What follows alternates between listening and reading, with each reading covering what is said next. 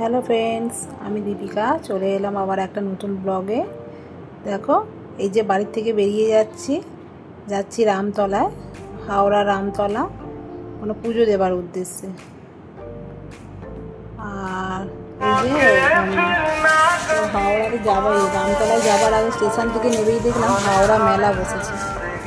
হাওড়া মেলা বলতে হাওড়া উৎসব। তো ওখানে ছেলে, মা, আমি তিনজনে মিলে একটু যাওয়ার চেষ্টা করছিলাম। আগের বছর থেকে এটা বসেছে মেলাটা, এই যে হাওড়া উৎসব। আমরা ঢুকে যাচ্ছি, তখনও সন্ধে হয়নি, সন্ধে হওয়ার আগে। তো ওখানে গেলাম না, ওটাকে উপেক্ষা করে চলে গেলাম আমরা। আসল উদ্দেশ্যটা ছিল যে আমার ছেলের নামে আমি প্রতি বছরই পুজো দিতে যাই রাম মন্দিরে, হাওড়া রাম মন্দির। এই দেখো,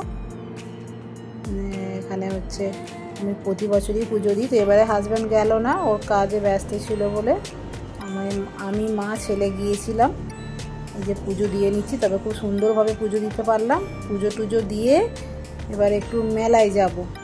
মেলায় যেমন আর কি দোকানদানি বসে, তো কিছুই দেখবো, যদি কিছু ভালো লাগে। আগে পুজোটা দিয়ে নিলাম, পুজোটা খুব ভালো করেই দিলাম, কারণ অন্য সময় ভিড় থাকে, এবার সেরকম ভিড়টা ছিল না। পুজো দিয়ে আমার ছেলে হচ্ছে বজরংবলীর ভক্ত, তো বজরংবলীকে ও হচ্ছে একটুখানি মনস্কামনা করলো যেন ওকে ভালো রাখে। এই যে ও একটু ধূপ দিয়ে দিল।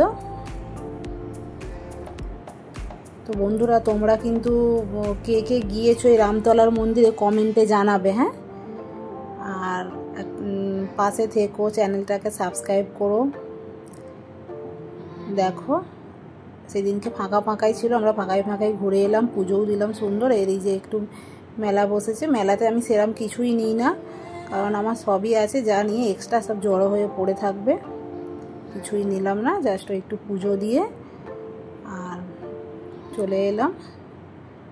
স্টেশনে চলে এলাম। স্টেশনে এই যে এই ট্রেনটা, আমাকে ছেলে বললো কি মা এই ট্রেনটা কারেন্টে চলে না, এটা আগেকারের মতো চলে। তারপর দেখো ট্রেনে কত ভিড়। তো বন্ধুরা, টাটা।